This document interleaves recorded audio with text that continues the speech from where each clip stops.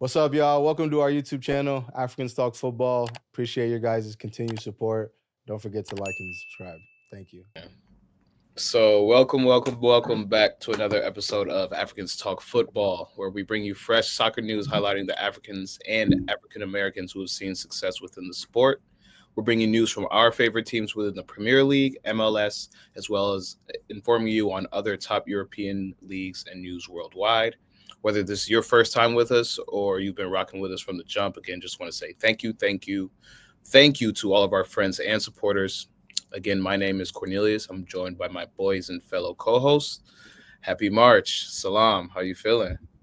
Feeling pretty good, man. Can't complain. Mike, how about you?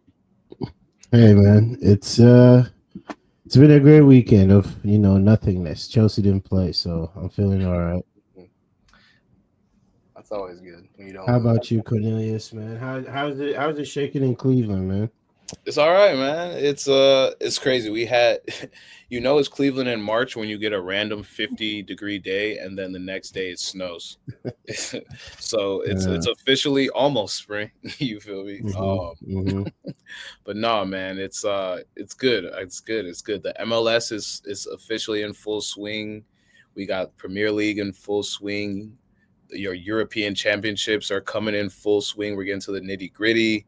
A lot of these cup competitions are getting to the final quarterfinal stages. So it's honestly a great time for football. We got the women's league as well, starting over in Europe. It's been going, and then we got it starting here in the US very, very, very, very soon. So everything's hitting Hmm. right now. It's going to be a good March. Obviously, we're getting down to the nitty gritty. I want to start kind of chronologically this week because we had some Premier League games, midweek. We kind of highlighted that in our recaps on Instagram. So go check those out if you haven't already. But just want to highlight our teams. Let's start with Arsenal. Just talk about Arsenal just very, very quickly. I know Gable's not here, but do we think this is it for Arsenal? 0-0 draw.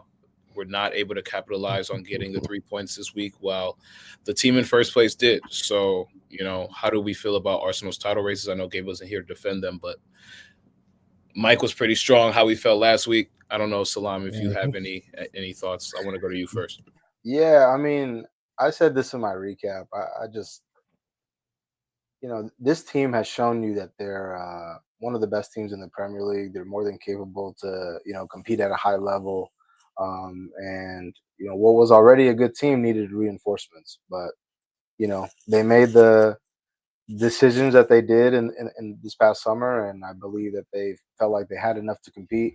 Obviously, like I said in my recap, you can't predict injuries, but I just felt like you should have reinforced what was already a good team. You had a solid foundation there, but this is the third year in a row, right? And the second time in those 3 years that you come up short when it counts because of the lack of depth, right? Because the first time, Yeah. first year, I mean, Saliba went out. That was a big miss to them, right? Here we are, you know, a season, 2 seasons removed from that, and obviously we couldn't have saw Saka go out, Havertz go out, and Martinelli, their whole starting three. But this was, I believe, the manager wanted someone in January. Nobody came in, and who knows if that person would have bridged the gap, but I just felt like it's not sending to me. It just does not sending the right message because you're almost there. Just go for it. Mhm. I don't know. Yeah. No, I agree with you. I think they did a poor job, building this team for this season. They got who out? They got Smith Rowe out. They got Nketiah out, and somebody else. I'm not thinking of the name, but one of the academy kids that was playing well for them. Nelson. Um, Nelson, him. They got him out. And last week when I said it was over, I wasn't coming from a place of just banter. It was just I feel like we've watched this league and this game for too long to understand how some of these things happen. When there's usually a team that's clearly the best team in the league, it's very hard when they've performed 27 weeks in a row in one way to think it changes in the next 11 games. And that's why I said what I said. As we speak now, it's 13. I mean, We have 11 more games to go. We'll see what happens, but I think they it's a big summer for them. This is the summer you get your striker. This has to be the summer because if they don't, I do not think Arteta is going to get them over the hump. And I'm not even kidding. I believe that. I agree with both of you. Yeah, it's tough. Arsenal didn't do what they had to do this past January to get, to bolster their squad just in case. And now we're seeing, the what kind of happens, the fallout of that. To change gears, just move real quickly to Chelsea on the other side of London. We got back on track with a 4-0 win against Southampton. It didn't really show me much. I don't I don't really want to talk too much about the Chelsea match. But I do want to talk about Cole Palmer. He didn't really have another great performance. For me, it felt like he was forcing a little bit. He was like, this is the worst team in the league. Let me go get my goal. Let me go get my assist. Let me go, get my confidence back. But he felt a little tight for me. It felt like he was still trying to do too much in a game when he really didn't. We went up early. We commanded a lead and we kind of played consistently. I could highlight a few other players, but for me, it was one of those matches where I'm glad we got the clean sheet first and foremost. That's great for our team. It has been a long time since we've done that, but I think we just need to. I need him to feel more comfortable. I still feel like he's searching for that goal, searching for that assist. He had a few chances and he just wasn't able to pull it off. But overall, good team win. This is great for confidence. We're right back where we need to be in fifth place. We're 2 points off of being in third place or fourth place. So it's right there for us right now. So I don't know. It's good. Nottingham Forest is slipping. Being in third and fourth doesn't really matter. It's just for us being in top four has been my goal since the beginning of the year. How do you feel, Mike? Oh, Muted. you're on mute. You muted, fam. Sorry. This was a good win. We needed this to get going. There's 11 more games. I think this is the start of a decent run to come. Hopefully, can't complain, man. We're top five. We the way Kopama is struggling right now. I completely understand. Most players go through this. If you're a good player, at some point in your career, you're gonna have a hard time, finding some of these goals. But it's how he bounces back. So for me, at least for the last 10 games, show up, contribute, make sure you can push us to actually attain top four, and that's the goal. I think if he comes back in the next 10 games and is able to at least contribute with goals and assists, we should be fine. And I don't even necessarily think he always has to be there giving goals and assists. I mean, like you said, Mike, as a young player, this is going to happen. You're going Hmm. to go through slumps. It's just how you bounce back. But you just got to impact the game. Like for Yeah. me, there are Hmm. many times where Hazard did not score, but he was the goal. He was the pass that led to the assist. Or he Hmm. was affecting Yep. the game. He shoots the ball, it bounces off, and then someone's there to clean it up. It's Hmm. being able to affect the game in a positive way that I think he's lacking right now. True. It's okay to Yeah. have bad games, but you still need to be able to affect the game, and that's where I Hmm. want to see more from him personally. That's Yeah. just No, it's no, not that's a fair like assessment. and it's not me bagging on him because he's he's still our best player and we know that. But Yeah. Hmm. like I said, in a game where we've kind of had control, kind of just let loose, be like, all right, like let me do this and that, which I saw him trying to do. It just seems a little forced still. I just Yeah. want him to get back into his rhythm, and Yeah. that's what I'm And, saying. and I would like to add this to finish out. I don't think this is all on him. I also think the guys around him haven't been doing too well I to agree. actually help ease things up for him. So, he's at a point where I feel like he's trying too hard, like you said earlier. He's just trying too hard to find something to, make an impact. And sometimes you just got to let the game come to you. As naive as it sounds, sometimes the more you force, the difficult it gets. So, I think the guys around him also should get some type of blame. Um, we haven't seen Nkunku until the last game. I mean, finally, the last game he showed himself. But I feel like the last few games before that, he was just, lackadaisical, just walking around, just moping type thing. But I think if we're all able to come together, guys get their thing, their mentality right for the end of the season, we should be fine. Yeah, yeah. Honestly, I agree. I think my biggest thing is I want to finish top four. I want to be in Champions League next year. I want to be back in that status. And our Yeah. team is young, but I want them to understand this is crunch time. Like we have 11 Hmm. games to go. Hmm. Like this is where I need you to dig deep and get these wins, get these results. So we'll Yeah. see what happens, but it's a good start for sure. Definitely a good Yeah. start to March. United, you know, was able to go ahead and get that 3-2 win. It was a very exciting game. Shout out Harry Maguire. You know, he was, you know, he was one of our recaps as well. So just highlights from the midweek match. And does this give you any confidence? I know this weekend's been a little bit of turmoil, but does this give you any confidence moving forward? Even after hearing that, you know, this week Amarim said that a lot of these guys are gone.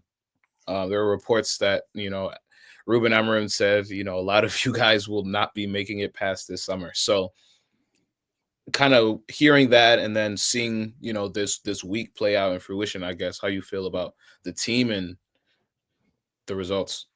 I mean, as far as the team, as far as the Ipswich game goes, it was nice to get the 3 points. Obviously, with where we are in the table, every point matters, and that's it kind of propels us into a position where I think we should, now since we're out of the FA Cup, just focus on Europa League, and just put all our eggs in that basket to hopefully win and get into Champions League so that we can get more money going into next season. But no, I mean, I think I think it was obvious. I think one thing that I'm noticing about this manager is sometimes I just feel like he kind of says too much a little bit. Hmm. Sometimes I just don't think, like, you don't need to be saying some of the things that you're saying when we have a whole season left, and we still have, in spite of how bad the season's been, we still got something to fight for. And that's a credit to the people who are there, the players that are there, the staff that's there. But I mean, I feel like he said something that we've already known, something that I've been saying for years now. Ragnick said this, years back, about how if we want to get better, I mean, we need a new haul of players in. So I mean, it is what it is. Obviously, that game seems like so long ago, especially with how we exited today. But no, I mean, the result is good. It's just a matter of, can we find success starting this Thursday versus Real Sociedad? But no, it was a big confidence booster for us to go a man down and to get the whole 3 points.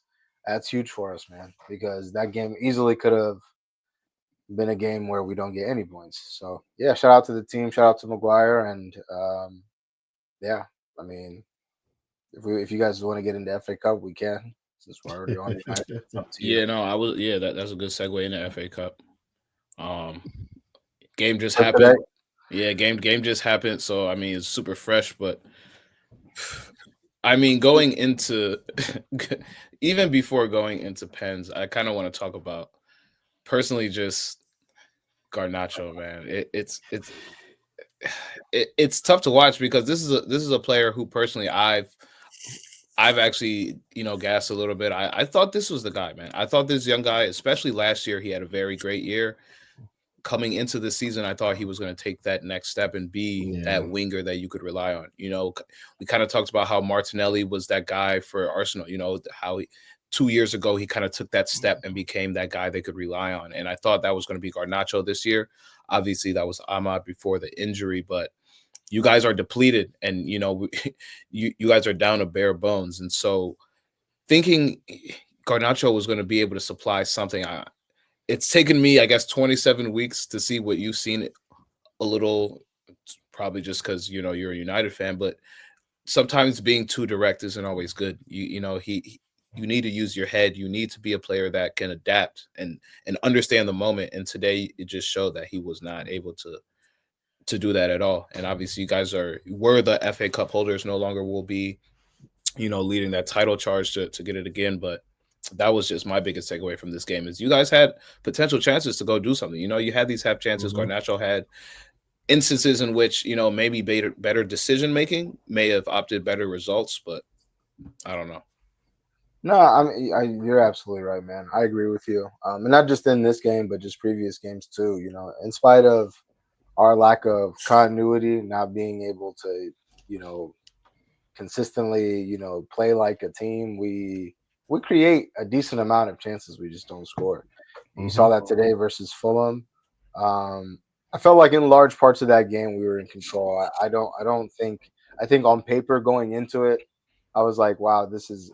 I would have said that Fulham, just how this season would have been. It's hard for me to say that they would have been the favorites. I feel like if we were at Craven Cottage, they definitely would have been the favorites. But I thought being at home and kind of seeing how that Ipswich game would have done us well. And for large parts of the game, it did, but we just didn't finish our chances, man. I mean, I think Garnacho's he's a talented player. I just think that with the way that the manager wants to play, especially with how he's aligned the positions, there's really no room for him in the team. He's not going to play as a right wing back, and he can't play as a 10. He wants to continuously he wants to be the guy who's scoring the goals, the talisman.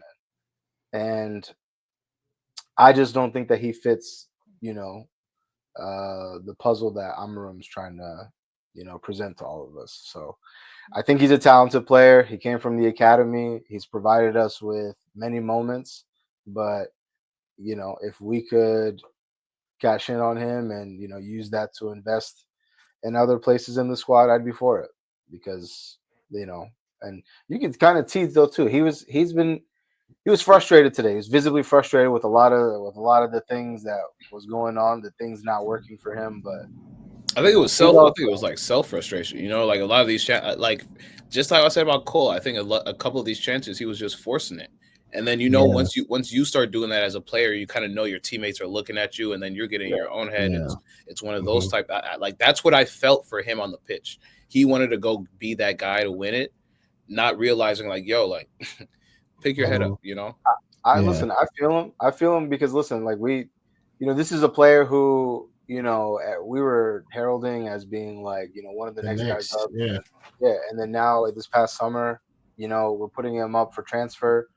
So I could see from his perspective, wanting to prove himself, wanting to show that like he can do it. But at the same time, I just feel like there's also a lot of noise around you. You know what I'm saying, off the field, and it's just kind of like, for whatever reason, last game you're just walking off the pitch. Like we have a man down, you just walk off the field. You know what I'm saying? As if apparently it was just because it was raining heavy that day, and he said he just wanted to change out of his clothes or whatever. Which is whatever, man. I'm not trying to get into it. No, I mean I'm not mad at it. Like, hey, that's a sly excuse. I'm not mad at it. No, there's just been a lot of noise around you, though. And that's not. I'm not making that up, though. For whatever reason, no, I hear you. Talking about leaks and all this other stuff. I don't know if it's him, but I'm just saying there's always noise around you, and you're not producing on the pitch too. So, which I can see, he's a low player on low confidence, like many other players, like Rasmus. I don't know what he's thinking for Cheeto Obi Martin. I thought he actually was one of the few bright spots for us today. Absolutely. And by no means do I think he's ready to play week in, week out at the Premier League level, but he seems more productive than Rasmus, and that's concerning for me because and it should be for him too, because I'm looking at him like I feel like by now there's a few players that like we've kind of solidified you're either in it for next year or out. You know what I'm saying? Like Xerxes today, Xerxes obviously he missed the last penalty, but in the game, all things considering he's a 9, he played in the 10. I thought he played well. Obviously, the penalty, it was what it was. I would have loved to see. Obviously, he's going to get a lot of the blame. I would have loved to see Lindelof not take a penalty. I don't know why he's taking a penalty. Hasn't played all season, and to a penalty to potentially get you through to the semifinal of the FA Cup, you're the one taking it. Where's Garnacho in that moment? It's like you want to take all these shots. What? Take this one. Like it just, I don't know. There's a lot of. Let me ask you this. So there were reports, yesterday that Amorim has already told a set number of players that they will have to leave this summer.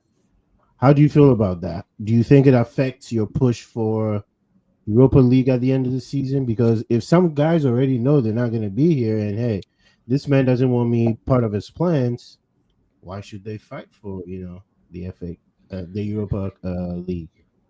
Yeah, I think it's a tough position to put your team from a coach's perspective, especially because you still got something to fight for. Mm-hmm. But I don't know, bro. Also too, I feel like some of the guys, man, like some of the guys already know, but I don't know. I feel like he's playing most of the guys that he trusts for the most part. The Okay. only ones that are playing now that I don't see uh, could potentially move is I think the goalkeeper is an issue, right? The Mm-hmm. goal we have to figure that out. What's going Yeah. on there? I think Maguire. That's another question mark right there.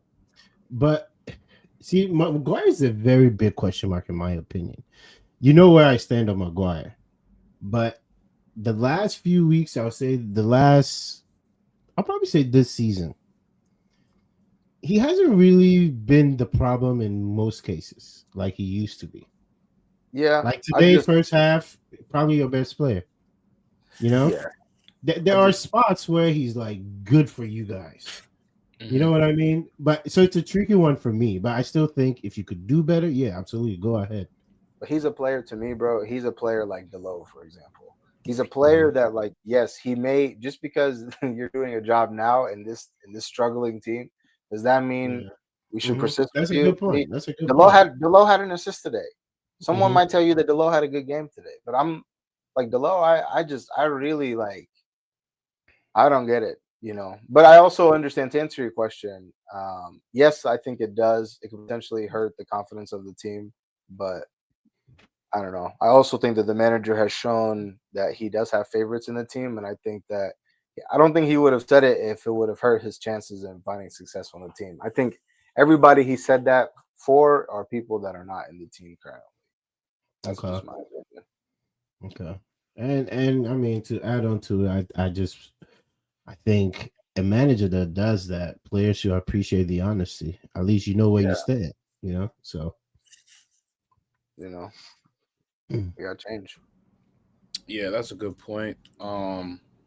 Yeah, United, it's in an interesting spot, but as Salam said, there's always next year. Yeah. There's Yeah, always I mean, next year. yeah, it's gonna be a big summer for us, man. For a lot of A different huge reasons. I summer. feel like Yeah. there's a lot of eyes on a lot of people. You know, Hmm. I'm curious. Ineos, you didn't really do anything in January. Mm-mm. Um, that's signaling to me that you're gonna have a big summer because Hmm. the fact that again, we've had. I thought the Aiden Heaven from Arsenal. I thought he did okay from the little bit of I saw him. What I saw from him, I thought Chido Obi another good To be spot, bro. Like honest, not to cut you off, if he plays the whole game, he probably scores. maybe Yeah. he had chances too. He had chances. Yeah. He Yeah, had like the those. last one Leno saved with his hand. That was Yep, going in. Yeah. yep. He had one that was off target where he broke Hmm. off. I don't know. I think Bassi Hmm. and but I think I think it says a lot that the manager can't bring on you know more reinforcements. Obviously, we have a lot Hmm. of players out, but it's like we only have none but youth players on our bench.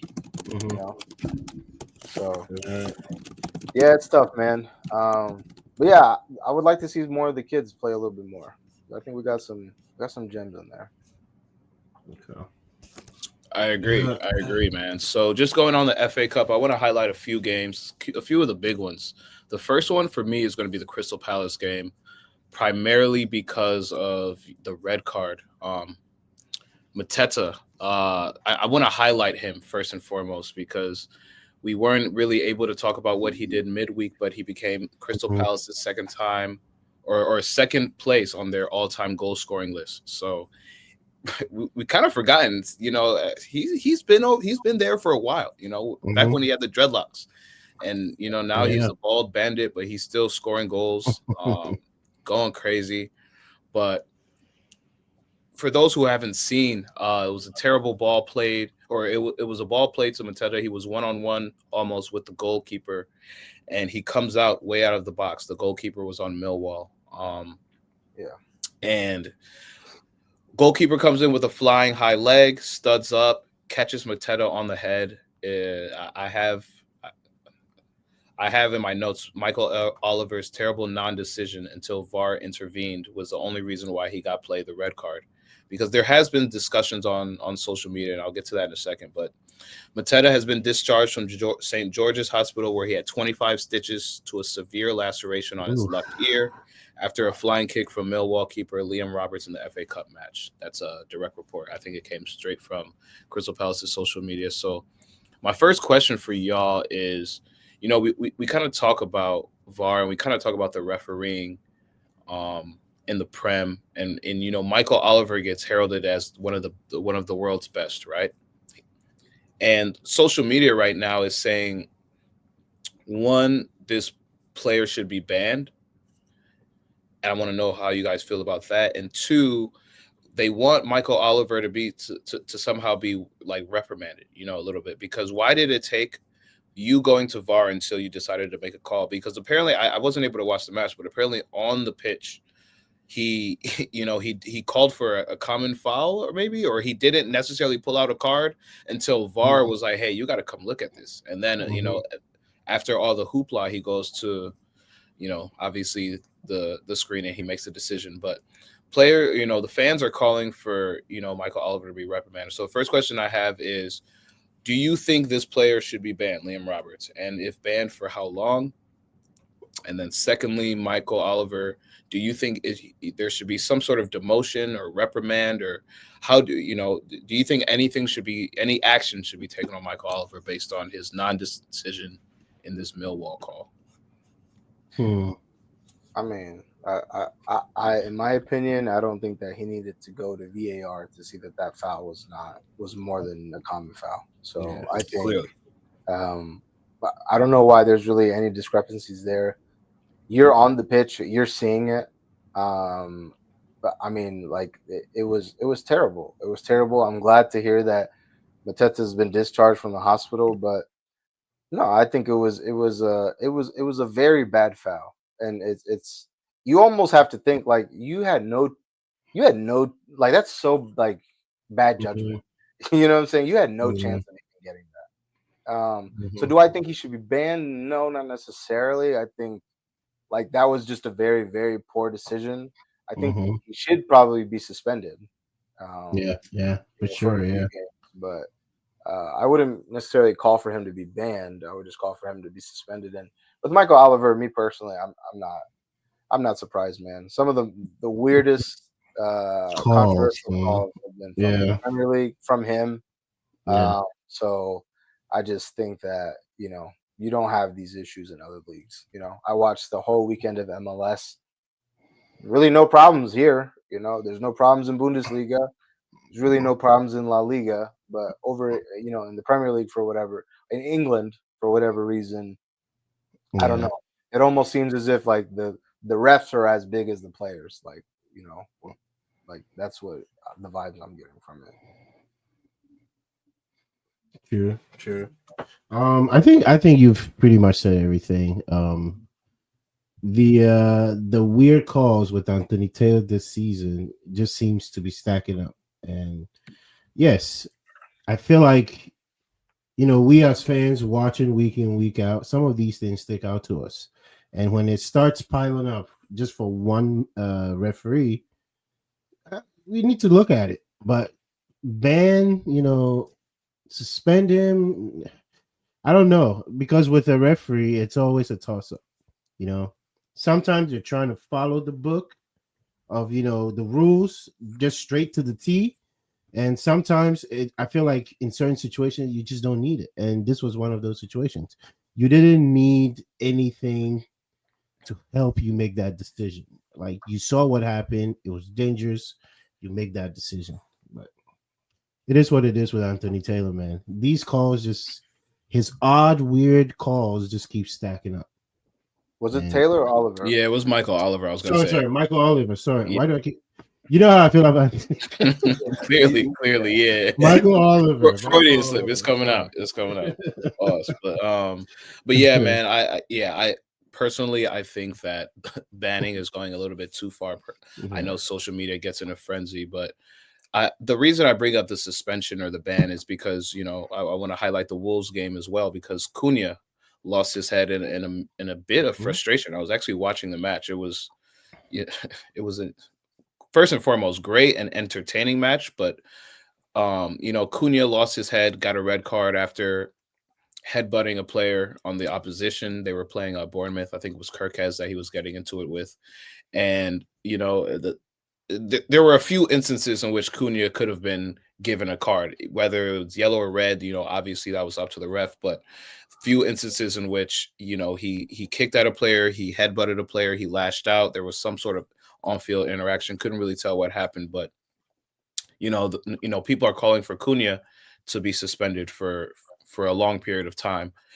And I'm like, okay, I get the outrage, but this player on Millwall sent someone to the hospital for a non-football play. Like this is a non-football play. This guy is coming in like Jet Li Mm. with a swinging leg, not not just with his feet, with a cleat. Mateta's looking at the ball. This goalkeeper is looking at this man. So for me, I don't think a player should be banned for this, but the suspension needs to be long and it needs to be very, very, it's like what they say, the time's got to fit the crime for me. Yeah. Like Yeah. this is one of those plays that it's not a football play. You shouldn't be seeing this on a football field. And, to end it, the Millwall fans were saying FVAR. The Millwall fans were heard chanting, "Let Mhm. him die," speaking for Mateta. So there's been, a lot of things around this Millwall crowd, the Millwall atmosphere, the Millwall players. Mhm. And I just wanted to highlight it because I didn't really know too much about Millwall at all until Oh this yeah, happened. they have And then history. you start reading a little bit more about them and you start hearing the Mhm. history and then you start seeing the ref not giving these calls and it's like, yo, we got to start protecting our players. At the end of the day, the referee is there to protect the Mhm. players and officiate the game. And this was just one of those instances where I looked at the game and I'm just like, dog, what's going on, bro? Like this was just bad from top to bottom. And so Yeah. I don't know. I want to move on from that and talk about the Wolves game because that was another entertaining one. But Cunha, lost his head. It ended up going into penalties, one of the more entertaining penalties that I've seen in a long time. Um, Bournemouth ends up winning the penalties and they're going through to the quarterfinals of the FA Cup. But I wanted to talk about Cunha just because we were kind of gassing him a little bit. He just got this deal. He was playing Yeah. well, and it was random, bro. I don't know if you guys were able to watch the match or saw highlights, but it was such a Mhm. random just common foul. But he seems to have lost his head, and that's kind of how you start to lose your legacy and you start to get this, Yeah. this now you have this Reputation. stain and this reputation Yeah. on you. And I don't know. I Mhm. just were you guys able? How do you feel about the whole Cunha Nah. debacle Cu- and what's going on with him right now? If you guys remember very well, this is not the first time this season. You guys remember? I don't. Oh, what game was it? I can't remember the game. By the end of the game, he was getting into it with the team's You're right. It was earlier in the yeah year, yeah. coaches on this. Yeah, so this is not his first rodeo, and for that to happen, and then for you to do this past weekend, now it's becoming a pattern. Now everybody's going to start looking at you that okay, this is who you are as a player. So I don't know. He might need a. FA is definitely going to come down on him. They'll probably give him probably what 5 games maybe just to make an example out of him. But he will probably definitely get suspended for sure because this is his second like incident that made a scene after during the game, and I don't think they're going to let it slide. They're not going to let it slide. Yeah, I mean, I don't ever think, you know, especially over in England, like players of color, it's not in Yeah. your best interest to do that, regardless of how worked up you may get, and how Hmm. you may be right in that situation.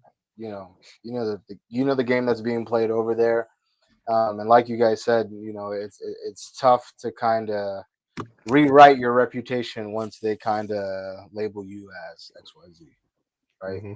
And you're the best player on your team too. So like, in those moments, hopefully he learns from this, and I'm sure he will. But it's you like to see someone like that kind of have a little bit more composure and ultimately see his team out because you win this, you're in the semifinal of an FA Cup. It's just it's the game, but. Shout out to Yeah. him. He's had a phenomenal year. Mm-hmm. Yeah, definitely want to shout him out because he is having a great year. I mean, we want to see those players do better. Personally in the group chat, I was talking about how Cunha, he this year, if you just look on at his form and what he's been doing for Wolves, for me, he's been a top five Brazilian attacker. If you look across the top five leagues and what he's been doing, we can talk about some of these other players, but when you kind of, have this reputation and we can't rely on you because, we know at any given moment your head could be gone, that we can't rake you up there. I can't put you up Yeah. there with the men if I can't rely on you. So, shout out to Cunha, but Mhm. we just want to see you do a little bit better, bro. You're a player that we want to see do very well in the Prem and beyond. Absolutely. You're Brazilian. We want to see Brazil come back to his former glory. So just wanted to highlight that as well. But switching gears, want to talk about the MLS a little bit, highlight our Mhm. Ohio teams, of course, and then talk about some of these big games that we had. Hey, MLS been smacking. I'm not gonna lie. Yeah. Mhm. First, I want to talk about, we got to talk about our Ohio teams. We got to start with the good. Got to start with the good. Columbus Crew, away game against the New England Revolution. Shout out Russell Rowe with that second half goal. It was a nail biter though. I'm not gonna lie. I feel like Mhm. it wasn't comfortable. I know Mike was saying that he didn't feel comfortable. He needed that second goal. Obviously, after that Russell Rowe, there was one that hit the post, but um, Mhm. so far so good though, Mike. Columbus is looking all right. Yeah. Hey man, you can't complain. What was one of our concerns with this Columbus team? Where are the goals going to come from? Like I said last week, Russell was somebody who actually, got his real run of games last season. And this season, now, hey, they've given you the keys. And in 2 games, he's showed up and let's keep it going. I mean, this team is still pretty good. And like I said last week, this manager, as long as this manager is with us, I have the confidence in him to, take these players to where they need to be. And I still think we're one of the best teams, not only in the East but in Ohio. I was watching the broadcast. I was watching Charlotte Atlanta United, and they were talking about, oh, this Charlotte team, if they want to make strides in the league, and one of the two teams they named was Cincinnati and Miami, and I was like, wait, why is everybody forgetting? Like, we didn't just win the league like 2 seasons ago, So I like how where we are so far, and let's just keep it consistent. That's all I need. And we know how the crew get. I haven't seen it so far this year. We've not. Wait, did we concede last game? Was it 2-1? Yeah, Yeah, you can Yeah, see yeah, we that. did concede last game. We did yeah. concede last game, but that was one of our problems last season. Conceding goals. So clean sheet, big deal for us. That was a But big win. I mean, you yeah, guys yeah. definitely. They said Yeah, Cincinnati though. That's crazy. yeah, they said Inter Miami and Cincinnati, and I was Crazy. so caught off guard. Like, wait, how is Cincinnati getting shouts? Like how? Yeah, different. Not Mike, even Columbus. We're Mike, not we're even getting we're shouts. How we're is Cincinnati? we're You nah. I don't guys are want to not take ready anything. yet. No, I don't want to. We're ready. We are ready. We We'll see. I We don't want switch to take gear. anything away. Switch gears since unless you got something to say about Columbus. No, No, I no, didn't go want to ahead. take anything away from Columbus. I thought it was they got the 3 points. They move. I feel like they haven't. You can tell they haven't really clicked yet. So it'll be it's going to be a journey this season for them to to see how they go. I agree with Mike. The consistent source of goals. Where is that going to come from? Could it be Russell? It could be. I think so. I think he looked well. Like Mike said last week, I feel like he got you know, his run towards the end of last season. Really Mhm. where he started to play more consistently. So we'll see. But yeah, 2 wins from 2 is good for you guys. Uh, I got it, Cornelius. I'll just go into Go FCC. ahead, bro. Yeah, Go ahead. no, it was tough, man. 4-1. This was, this was a tough game, man. I'll just say, we looked off of it from the start. In our 4-1 loss to Philadelphia. Shout out to them. And Honestly, I'm not surprised. This was, like I said, this was our fourth game in 10 days. So we just look off of it from the start. Um, and they took full advantage of it. So I wanted to shout out Ty Baribo, got the hat trick. Really punished us for our mistakes, and that makes it 5 goals in 2 games for him, and for Philadelphia, that's 8 goals in 2 games for them. So Wow. they've they've had a great start. I know we were talking about Atlanta being one of the dark horses last week, but Philadelphia, I mean, they look like the most, you know, Hmm.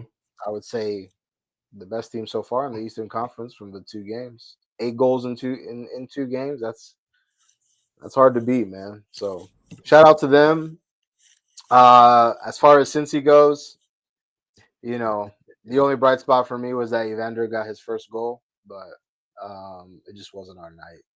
So, but we're definitely still one That's of the fair. best teams. No, don't get it twisted, Mike. They wouldn't just be saying that if that wasn't true. We still I have mean, players to come back.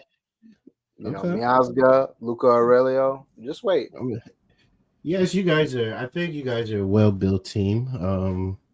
But it takes time to gel. It takes time to figure out each other, and that is where I'm looking at to say that maybe you guys will drop a few games you should win. Yeah, So it might cost you, in your seeding to get favorable matchups in the playoffs. So until the crew just completely looks like a different team, now you got to earn this one. I know. You got to I, come I'll bet. see us I'll bet you downtown. guys. I'll bet you guys that we finish above you guys in the Eastern Conference.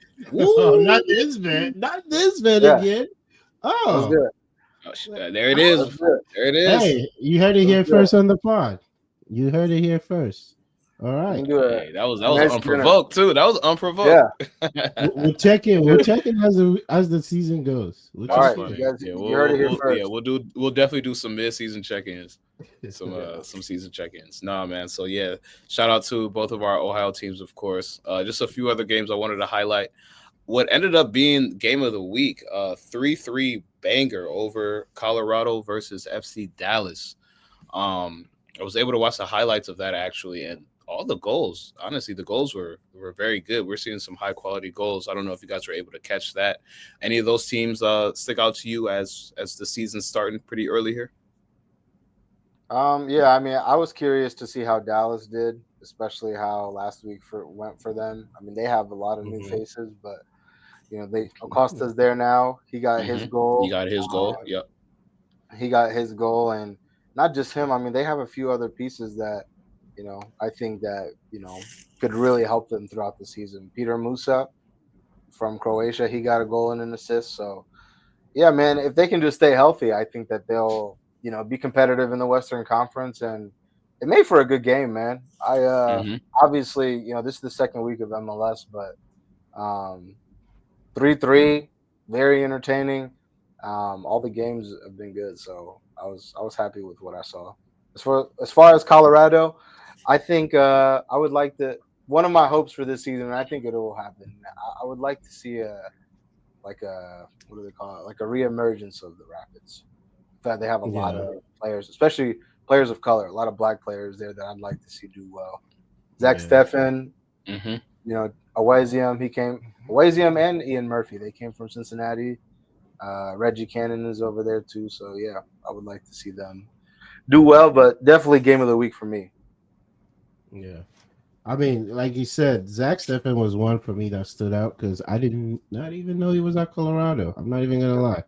I did not know he was at Colorado. So just getting to see him back in the MLS, I would have loved to see him back with the crew, but it is what it is. But hopefully he can get back to himself because it seems like whatever happened on Man City, kind of got him out of who he is as a keeper.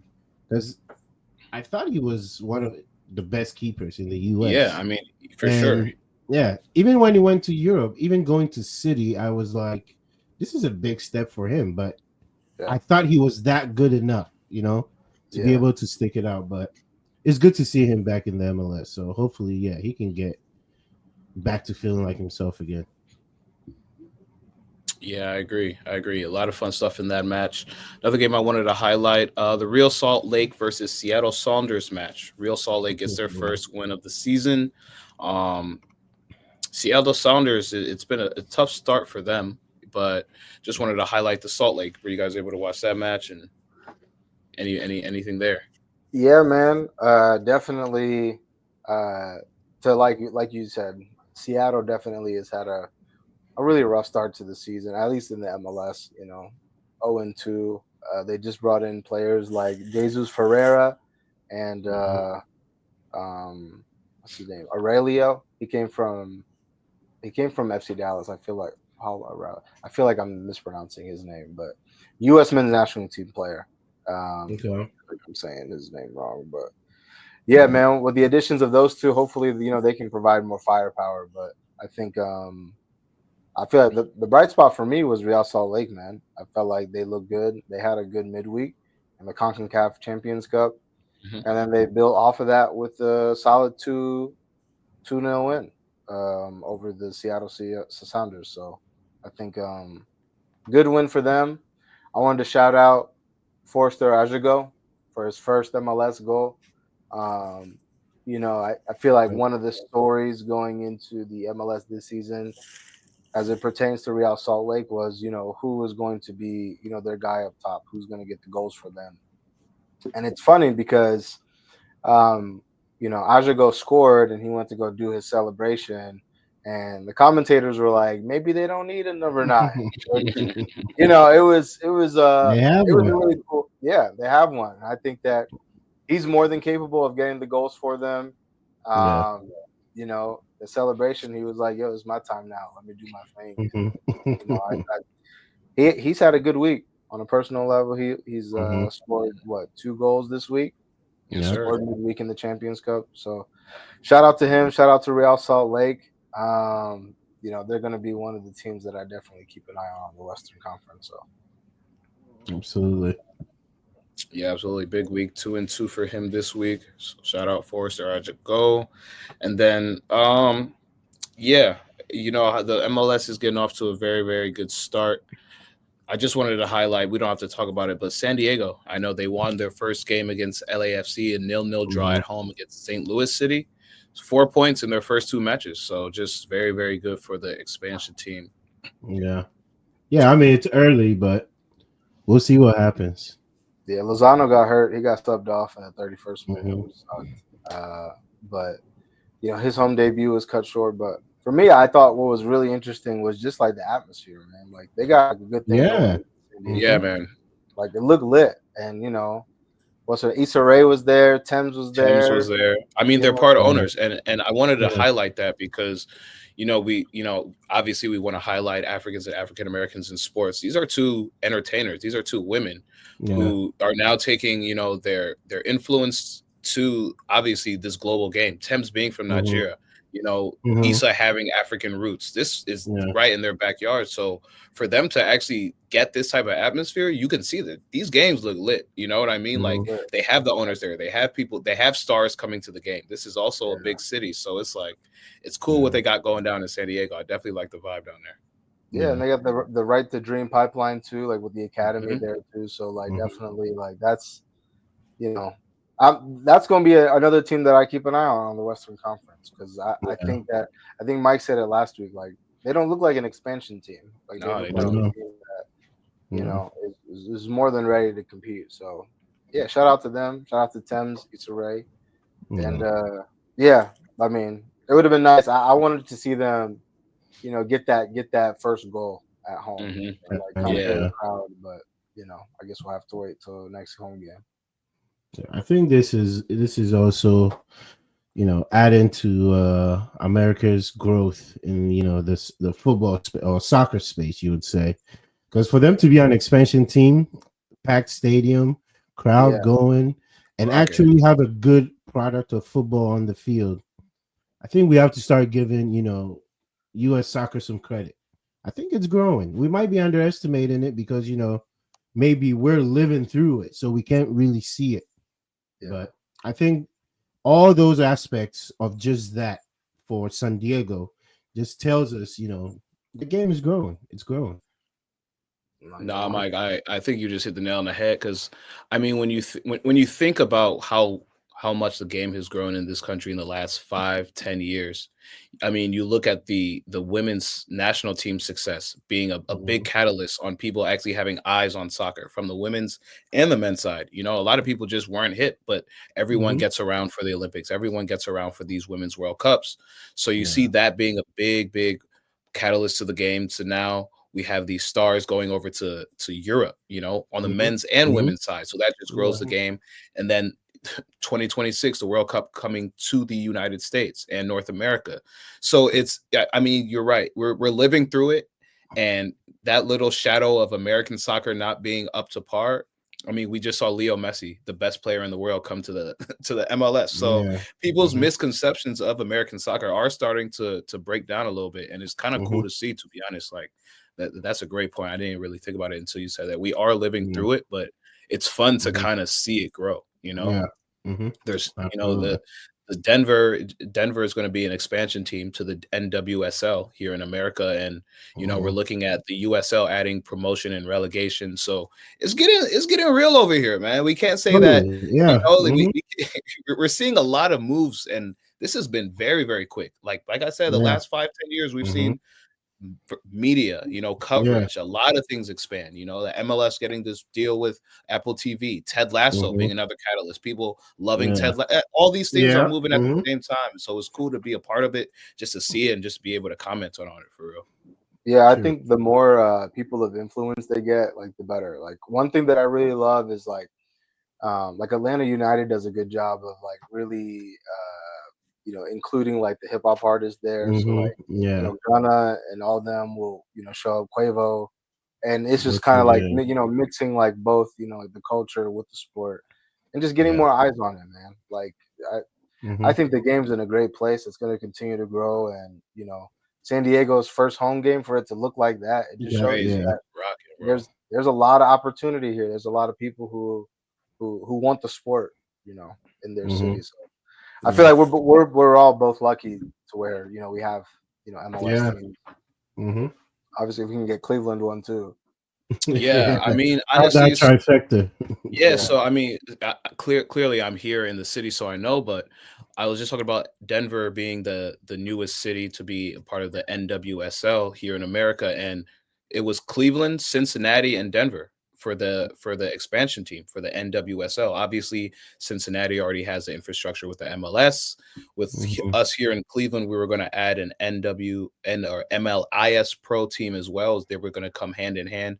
So there were plans. You know, Denver obviously had the best bid, so the team's going to Denver. But you know, things are moving quick. You know, there are a lot of leagues popping up. There's a lot more money being pumped into the sport. So it's crazy to see where the game's going, and it's like I said, it's just fun to watch and be a part of it in any capacity.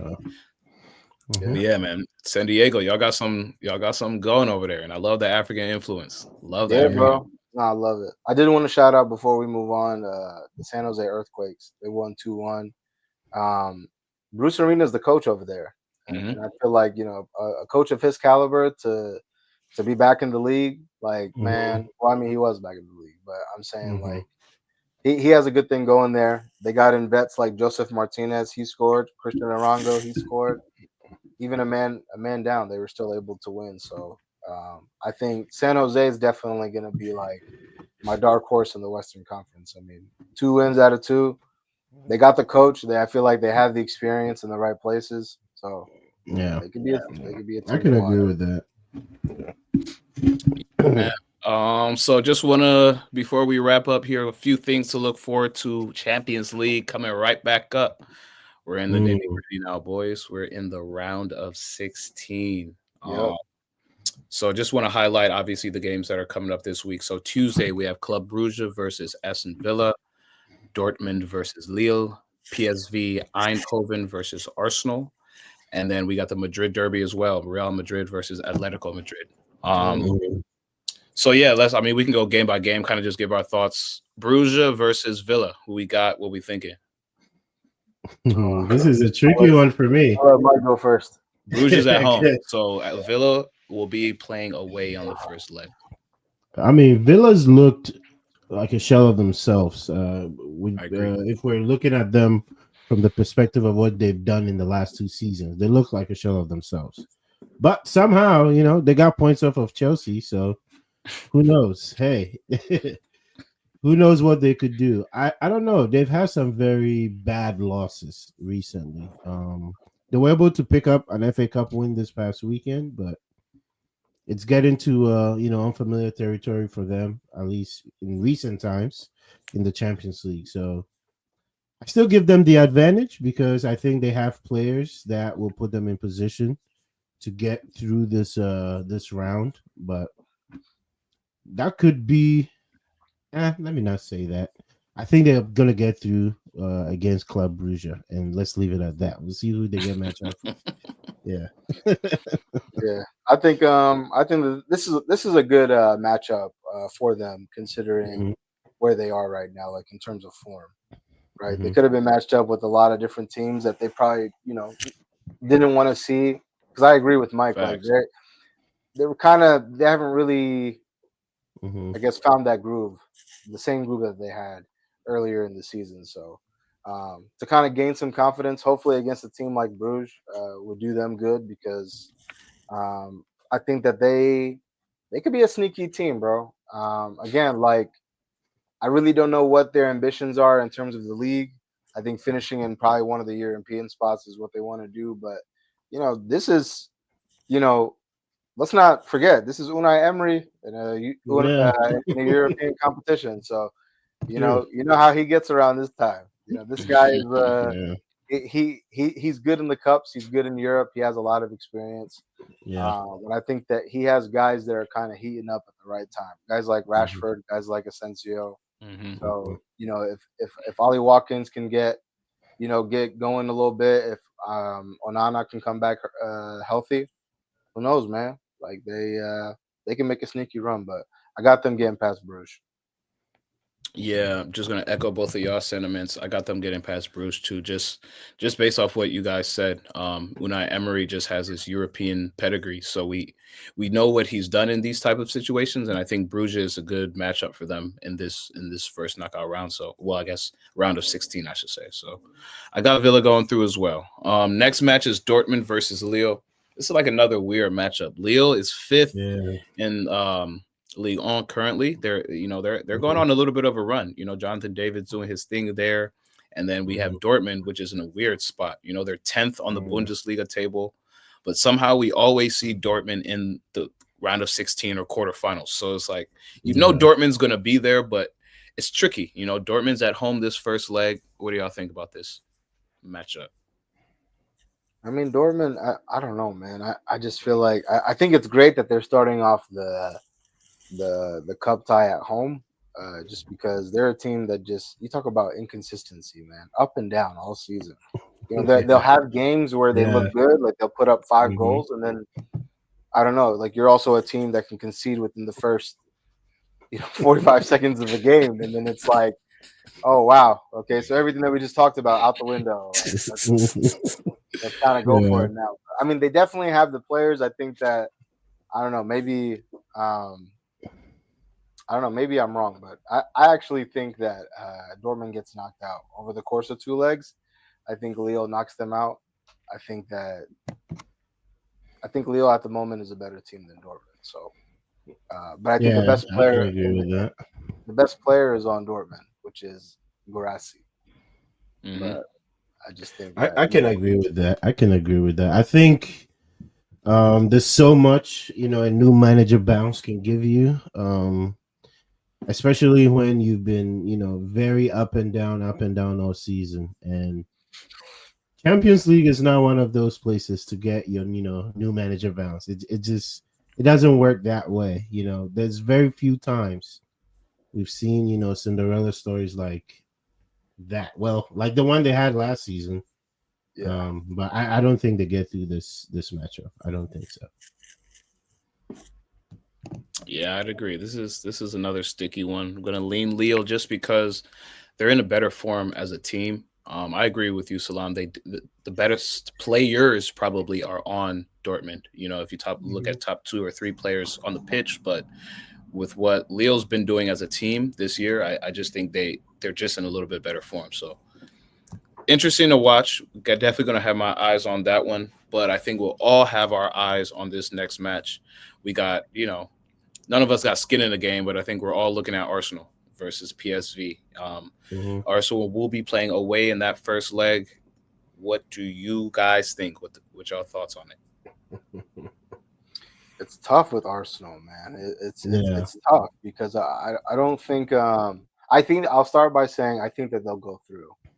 And I think that they'll go through because I think defensively, I think that they're very sound.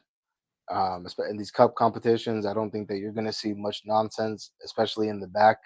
I think that they'll take care of business there. It's just, it's more of what we've been asking. Where are the goals going to come from? Where's that, consistent source of goals going to come from? And we'll see. But again, you only need one goal to win a game if you don't leave any, if you don't concede any. So Arsenal should, in spite of all their injuries, they should have enough to be able to get past PSV. But this is another opportunity where I'm looking at Arteta like, hey, he, all banter aside, he's a good manager. I'm not going to say that, but it's just Hmm. like there are certain moments throughout the season where I'm like, can like maybe you can't do it all by yourself as the coach, but I don't know, as someone who's heralded as one of the best coaches in Europe, like we got to see something, man. This is 3 years, like amongst the top coaches in Europe. Like we want to see you, bro. So I know that you don't have your full team. I understand that. I know your whole front three is out, but you know these are the decisions that were made, and you are in the position that you are in, and like, come Yeah. on, like, let's see it. Hmm. We got to see something. So I think that they'll get through, but I don't think that it's going to be pretty by. I can agree with that.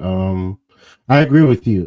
It's tough to say Arsenal don't go through because they do a lot of things well, but with the injuries and the key guys they're missing, if they don't move on, I would understand why. I would chalk it up to those things because, I mean, no striker. Your best player Saka's out, and you have to play with a makeshift strike. I mean, all these things matter, especially in competitions like this.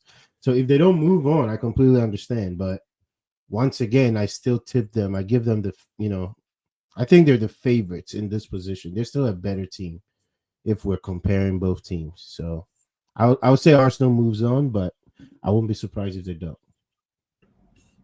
Yeah, I'm gonna be honest here. I expect them to move on. To be honest, I Yeah. agree with what both of you said. But this is where I look at Arteta first and foremost, and I said, look, you were Mm-hmm. here in Champions League last year. You guys understand the weight of this match. Like Salam Mm-hmm. said, you only need one Yeah. goal. It don't matter Mm-hmm. where you get the goal from. You just need one. This is where I look at Odegaard. You're the captain. This is where we need you to step Yeah. up. This is a big match for us. Obviously, no Saka. Obviously, makeshift striker, bro. You're a Real Madrid kid. You're Arsenal captain. I expect, and this is when personally I expect big players to show up in big games. It's the round of 16. It's not a quarter or a semifinal. It's not like the teams are the best top five. This is where Arsenal's like, yeah, we're a top five, top six club in the world still. We're gonna go through. So I expect Arsenal to go through. I don't think it'll be pretty, like Salam said, but just like Villa, I expect Villa to go through. they Mm-hmm. they edge out Bruges a little bit. And when I look at this Arsenal team, as beat up as they are, I still expect them to go through. So that's how Mm-hmm. I feel about that. But the Madrid derby is going to be interesting, especially when you look at what's going on in La Liga on the table. Everyone's a point apart. Yeah. When you look at them in real life, obviously it's a Madrid derby. This has happened Mm-hmm. multiple times over, but I don't know, man. Madrid does not look like Madrid. We talk about teams looking about the shell of themselves. Right now, it's kind of sticky, especially after you look at what happened in La Liga, losing to Betis this past week. Um, Atleti's kind of rolling. They look good. They look solid. And so, how do y'all feel about this matchup? I'm curious to see what y'all say for real. I mean, yeah, I think we talked about it like when we were watching the Betis game. Like, bro, Real Madrid, like they're not like a real team, bro. Like they're not. that like not in the sense of like there's anything wrong with their continuity or their chemistry or like Yeah. the locker room. Like the team is like it's like a fake team. Like in the sense of like form really doesn't matter for them. You know what I'm With saying? them, Like yep, I even agree. when you watch them like in games, it's kind of like I don't know. I have moments where I'm like they don't like they're just doing stuff. You know what I'm saying? Yeah, They know individually yeah, they're better than like the other you, people. So it's just yeah, kind of like let's just let me just ping this ball and let me see if you can just yeah. do something. Hmm. But no, I think this is their competition, man. I think that they've shown that regardless of what the form is when it comes to the Champions League, Real Madrid is not someone that you want to come across this early in the knockout round. So, in spite of the form, I still have Real Madrid going through. I think that Atletico are definitely going to make it tough. We know what we can expect from a Diego Simeone team, but I Yeah, think I'm looking at guys like Mbappe, Vinny, Jude. I think that they're gonna, they'll have enough to get the job done, and I think that it's not going to be pretty, but I see I don't see more than like between both games. I don't know, man. It's hard for me to say this because Real Madrid scored two in stoppage time, but I was gonna I say right. can this. see I can These could see be it. like 3-2 derbies, bro. Like I could easily Yeah, see. but I just feel like over the court, like I don't see more than like 6 goals scored in both games. Like I could see like very low scoring, like Yeah, you know what I'm saying. It's an 88th minute header, maybe a 92nd minute equalizer, and then you go into the Jude. yeah, it's just kind of like they have a lot of match winners. Real Madrid do, so it's yeah, Yeah. But to be fair, like Alvarez from Madrid, he's had a good season. Griezmann looks good. The Solaroff, right? Sorloth. yeah. Sorloth. Solaroff, Sarah, Yeah. yeah, he's another guy who's I low key doing wanted him at well. Chelsea, but that's another story. Bro, they do got a team, man. They got a bunch of guys who what's his name? yeah. Where's my Argentinian guy? Who's Messi's boy? DePaul. You know what I'm DePaul, DePaul, saying? yeah, DePaul, Rodrigo, bro, like Rodrigo. the king of like cup competitions. Like that's the guy. I don't know how to describe it. That's like if I was going into any cup competition, I would want a DePaul. You know Hmm. what I'm I saying? agree. Maybe Yeah, over the course of the year in the league, you don't see what he does. But like yeah. 2 games I need Hmm. to win. I need I Yeah. need I need someone who's down. Who's down? Yeah. Mm. See, I'm gonna go the opposite way because this season Real Madrid have not been able to shake Atletico, and I think in the last 2 games they've played in the league, it all ended 1-1. Yeah. Um, I agree with Salam. It's not gonna be crazy high scoring. It'll definitely be tight. But I'm gonna go the other way because I think the second game is at Metropolitano Yeah, at it is. Atletico. The second game is at Atletico, and this Real Madrid team, they're weird. Like Salam said, they're almost like really not a real team. They can score whenever if they really need to, and sometimes they just don't show up.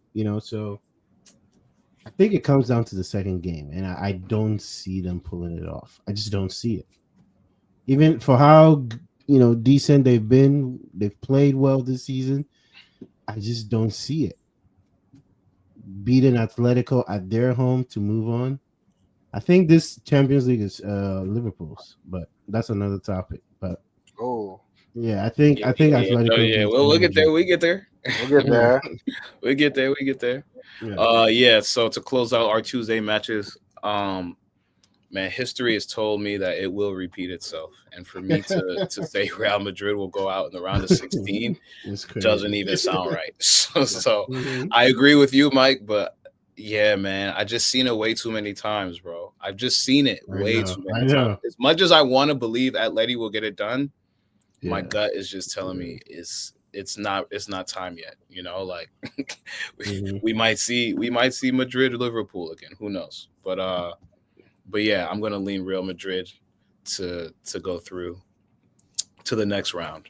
So our Wednesday matches, wrap this up real quickly. We have Feyenoord versus Inter, Bayern Munich versus Bayer Leverkusen in a That's a good one. in a very interesting matchup.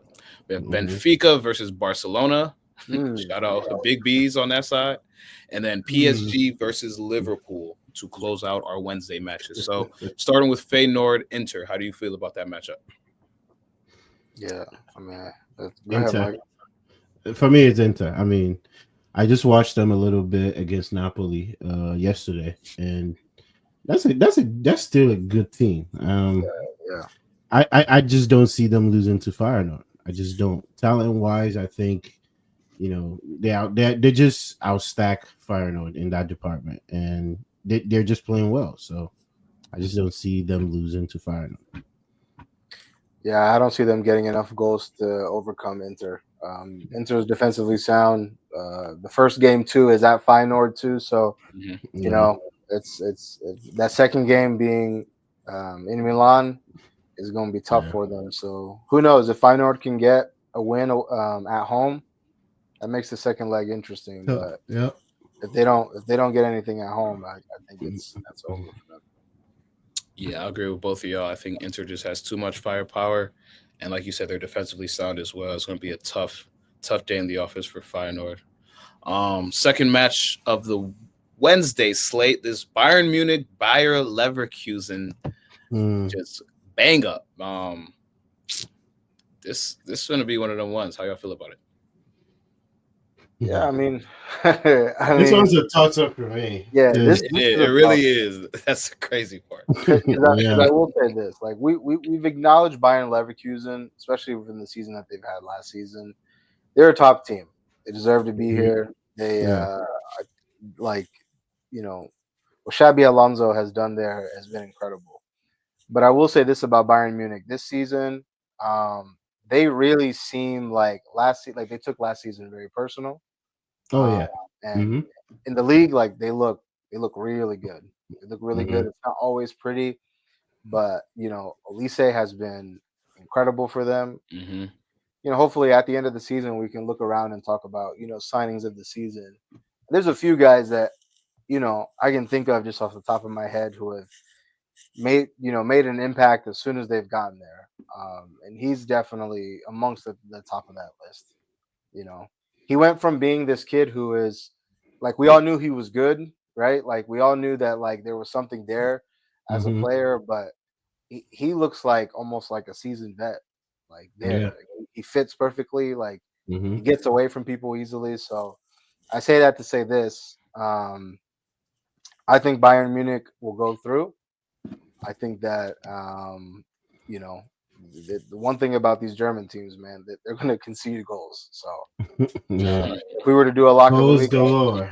yeah, I would tell you to take the over. But I think I think the difference is going to be uh, Bayern Leverkusen's defense versus Bayern Munich's offense, because I think Bayern Leverkusen they're going to get theirs versus that Bayern defense. It's just a matter of it's just a matter of how What? many are you going to get Give me. before Kane gets his, and Mhm. how many goals is Kane on, by the way, in the Bundesliga? It's Not crazy. I was sure. just looking at. He's on 21. It's just over 21, Um, just in the Bundesliga. just in Bundesliga. Yeah. So he's acclimated that's very well. something. Yeah, No, I mean Very well. he was always gonna be Very good well. over there. yeah, he acclimated Mhm. Yeah, very he was well. always gonna be all right. Okay, okay. Shout out to Yeah. Harry, man. No, yeah, like I want to. I like what you said, Salam. When you look at this Bayern team, Elise is just a smoothness about his game. To be Yeah. honest, like he fits. Like even when you saw him at Palace, he just like a smoothness about his game and Eze's game. That's why we always wish they could just be healthy on the pitch at the same time, and it never really Mhm. came to fruition like we wanted it to. But in the league, Elise 7 assists, 8 goals.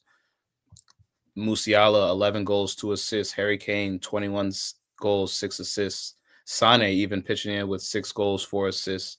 I agree, Salam. I think Leverkusen, what they did last year was one of the craziest things we've ever seen in football. To go that long without losing in the league and Mhm. almost in Europe as well, winning 2 trophies at that, and then for just that team to kind of just be rejuvenated. What Xabi Alonso did over there is crazy, but Mhm. yeah, this Bayern team really took it personal. I think company he feels more comfortable, being the manager over there. I think that first year there were some things that he had to get used to, and now he's kind of settled in very nicely. I think Bayern's coming back with a vengeance, like you said, and I think this is the year where they could actually go make some noise in Champions League.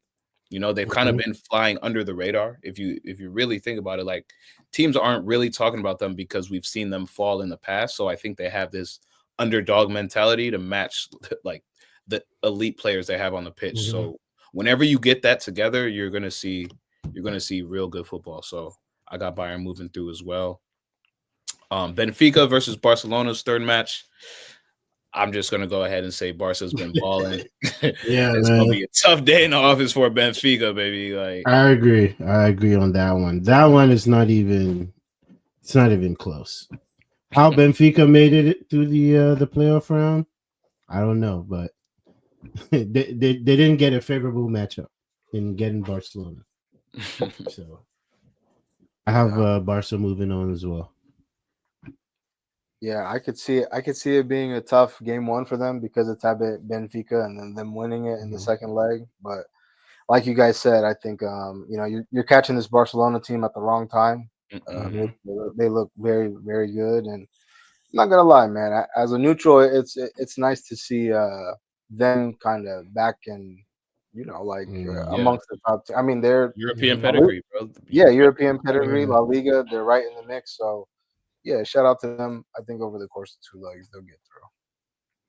Yeah, shout out to Barca. They've been going that La Liga's going crazy. And final match of the round of 16. I think all of our eyes are going to be glued here. PSG versus Liverpool. I actually want to start with Mike because you said you think this is Liverpool's Champions League as well. What you think about that? I do. Or at least I think they at least get close to the finals. No, PSG is out of there. I'm sorry. This is Liverpool's season. PSG, the only thing I would hope, to see at least show us something is Dembele. It's been the big games that we've been looking for Dembele, and this is one of he's played well for them this season. He's been their main guy. It's him and Barcola, going back and forth. But I need Dembele to show me that okay, I can hang when I don't have help around, when I'm the main guy. That's all I need from Dembele in this matchup.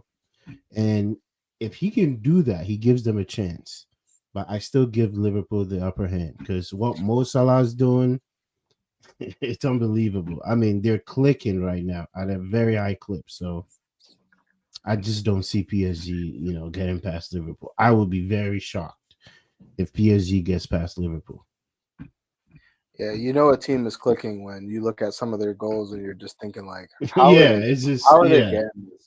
It's like every deflection, it's a right deflection, it's a perfect balance. Exactly. Soboslai is always in the right place at the right time. Yeah, Right. you know what I'm saying? Like, I don't know, and that's kind of I feel like that's like what I see from Liverpool right now. You were talking about Dembele. I'm actually going to flip it, and I really think the X factor for me in this game is going to be the outside backs for Liverpool because hey, you Robertson and Arnold, you got two tough tasks. Thank you, Salam. Thank you, Salam. Dembele and Barcola. So buckle up. Definitely to you two. I mean, again, I think as far as the PSG's defense goes, I mean, they're going to need to be perfect because Liverpool seems like they can't stop scoring, and I feel like, and what's more important than that is like they don't concede goals, like they don't make silly mistakes. They don't like midweek. You saw Dorgu get sent off, right? Because right, like him and Onana, I'm sorry, he got sent off, but like the own goal that happens, the miscommunication. Onana's coming out, Dorgu goes to pass it to him, and then dude from Ipswich gets it and scores. Like Liverpool's not making those mistakes. Exactly. You know what I'm saying? Van Dijk's not being like, "Oh, Alisson, I didn't see it." Like it's not. Although they don't do that. Yeah. So like they're a tough team to break down, and I don't know, man. You gotta shout out Slot, man. What he's been doing, whatever he's saying to them, Yeah, it's working. they're buying in. Yep. Yeah. I'm gonna go against the grain, man. I'm gonna go against the grain. So I agree with everything all of y'all said. Like I agree 1,000%, especially with what Salam said. Liverpool is just playing so well. It's like magic, It's like sometimes when you're playing so well, everything just falls your way. And Liverpool's kind of in that phase of the season right now. They're in that phase because they played together. A lot of this core has been here for the last 3-4 years. A lot of this team knows each other. Like you said, they're not going to make mistakes because Alisson and Van Dijk are probably telepathic at this point. It's like they don't. There's never a doubt that something like that would happen. But at the end of the day, I think PSG is scary right now. I think they're really, really in just like this, Barcola, them boys, them boos, we them boys, like young YN type. We're just running right now. And in the French league, there's really no one there to stop them. So everyone's confidence is high. I think even the way they played getting into this Champions League, they didn't have to play in the last knockout round. I think right now they feel that they are that team. And I don't know. I don't necessarily think they have enough to beat Liverpool in 2 legs, but I want to highlight what Salam said. The outside backs for Liverpool are going to have a day. This is not the time where Trent is allowed to dilly-dally. I don't know if we see him play 90 minutes in both of these legs because there's going to be a point where he might need to be taken off. So I think it's going to be a tough matchup. I really don't know if PSG can pull it off, but I'm rooting for him. I ain't going to hold you. I like that PSG team. I really, really like this PSG team. Yeah, I'm just looking at their table. They're in first place with 62 points. Second place, Marseille has 49 points. They're running, bro. Like there's no they're running all year. Yeah. Y'all know how I feel about Dembele, bro. I've always liked him. He's always been like I always call Timothy Weah, like Dembu's, little bro type thing. They have a similar play. The first time in his career he's been healthy and he's been consistent, and I want to see what he can do as the leader of this team. He's French as well, so he has a lot to play for. I don't know. I'm just rooting for him. It's a good story. It's a good story. I mean, to Mike's point, like you're the guy now. For you to win, Liga, like not I wouldn't say by yourself, but like Mbappe. No, definitely not by myself. But Mbappe left. This is definitely his team now. Like this is a big legacy kind of like exactly. Booster. I don't know about you, but I feel like there was like a little bit of like kind of stain on his name a little bit after like the World Cup.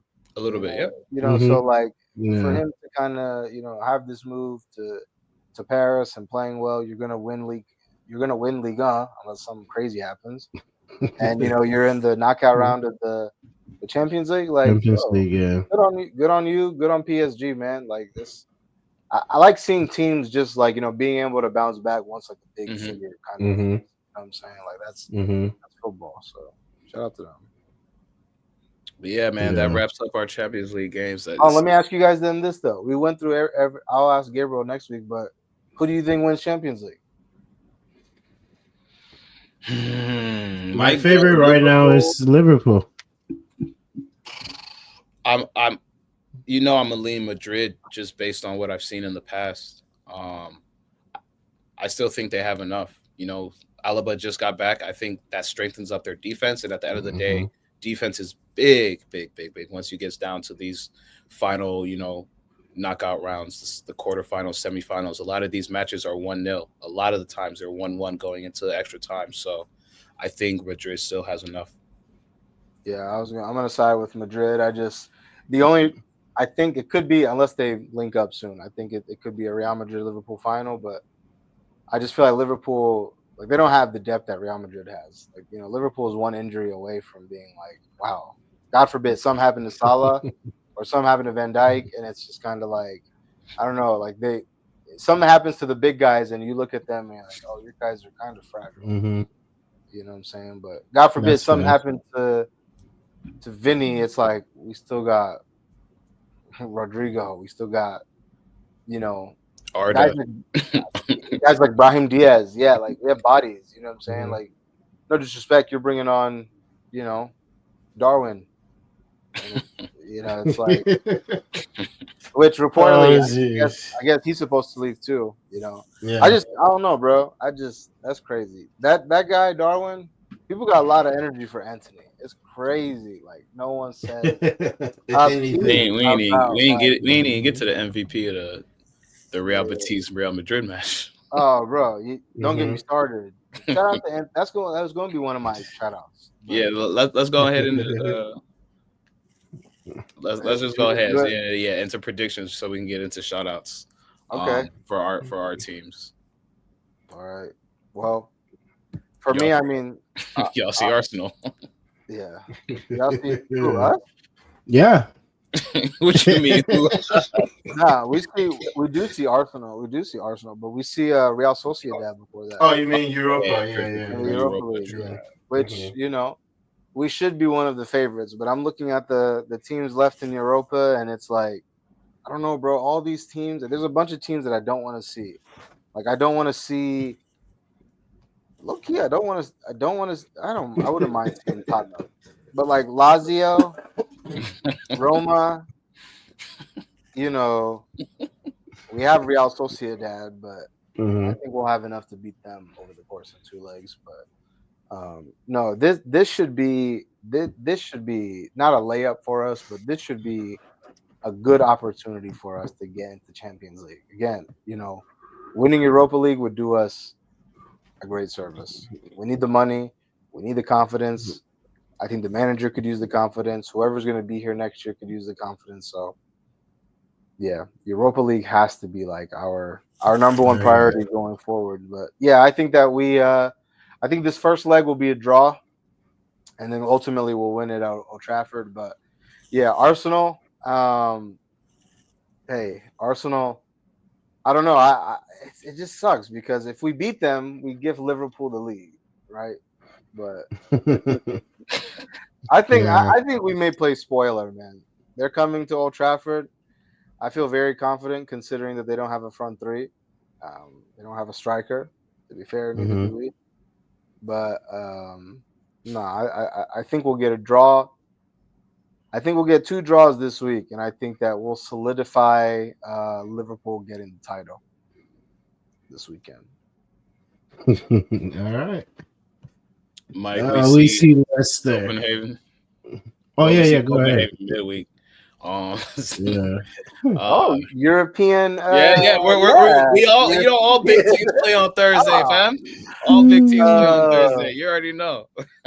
Okay. Dude, I just want to see Cole Palmer get a goal or an assist or gain that confidence back. A Cole Palmer goal would actually be good.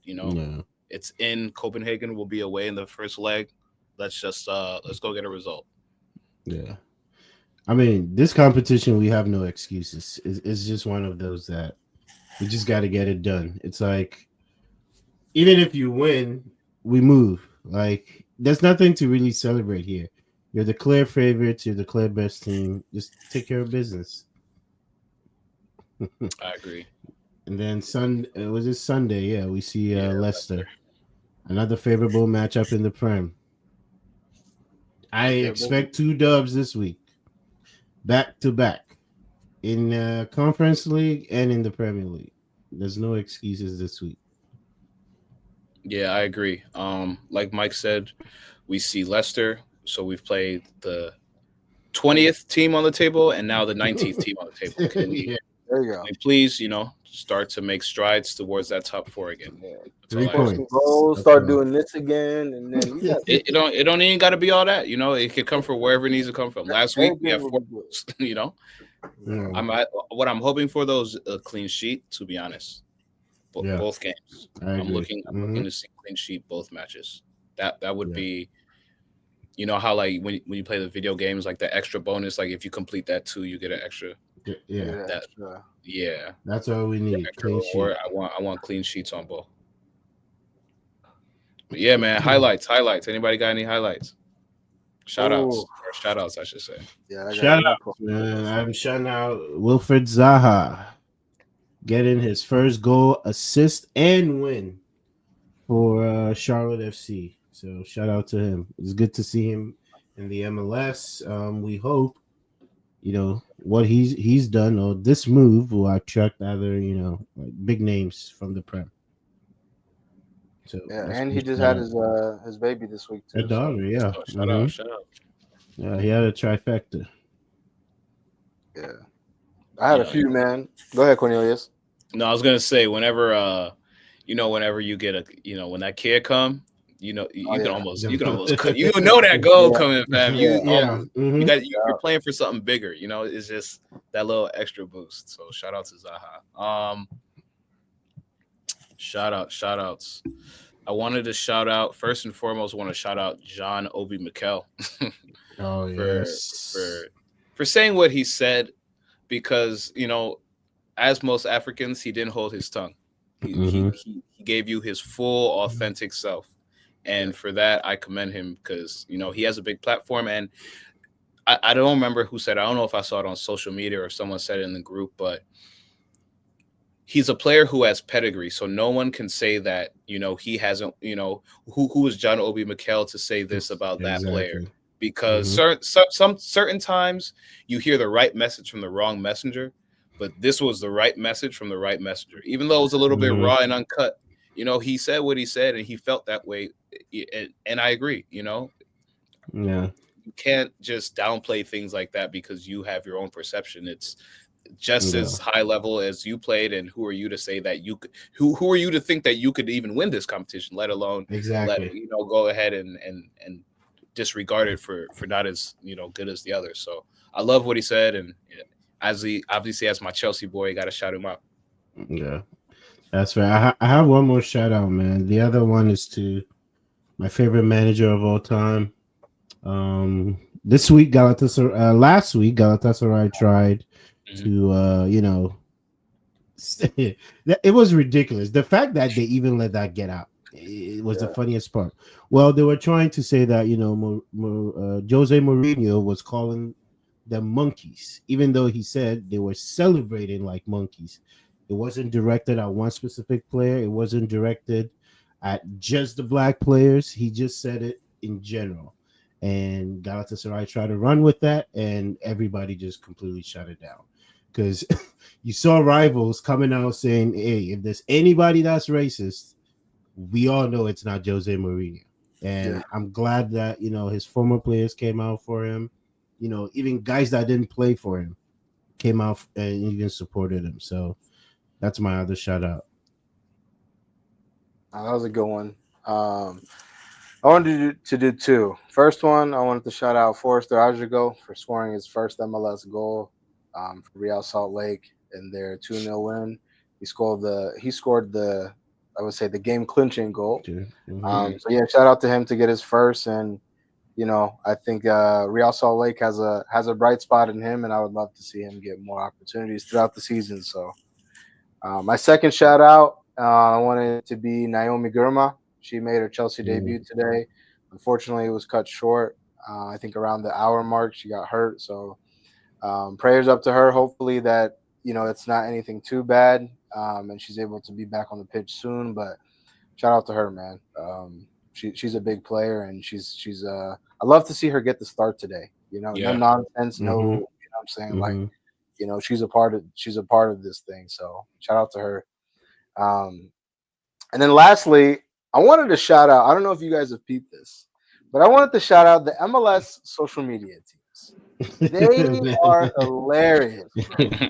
I don't know if, bro, they like, and that's the thing. Like MLS, like they do a lot of like I don't want to call this one of the small things, but they do a lot of things right.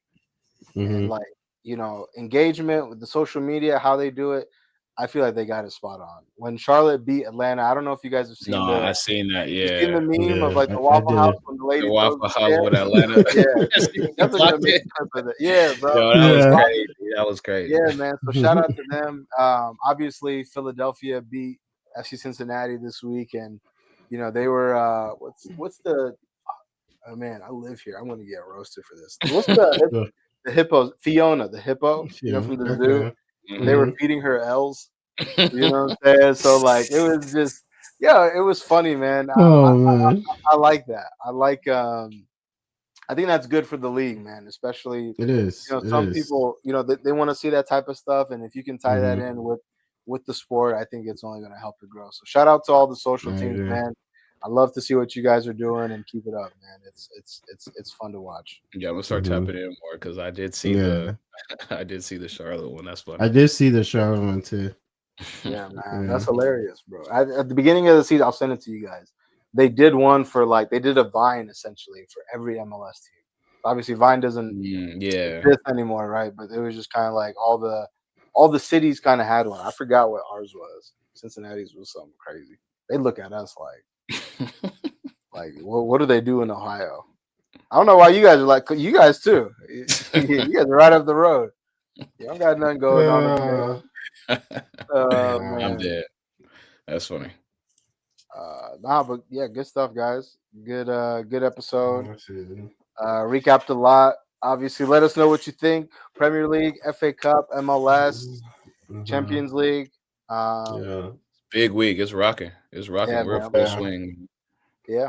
And we were just talking about before we started recording how, this is a good time for soccer right now. MLS just started back up, and WSL is about to start back up. USL is about to start, and we're getting to the good parts of European football. So yeah, man, should be a fun rest of the season. But appreciate everybody for tuning in, and as Once always, again. good luck to you in your future endeavors. Thank you.